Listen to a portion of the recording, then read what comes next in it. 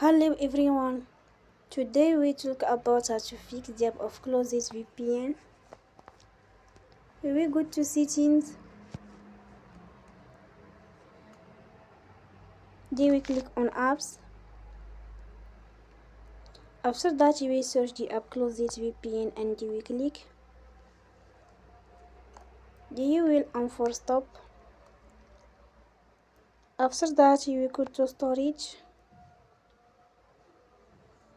Then we click on clear cache.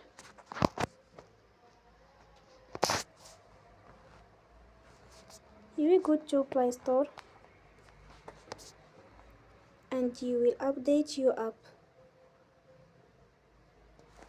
Don't forget to support us by like and subscribe. See you next time and thank you for watching.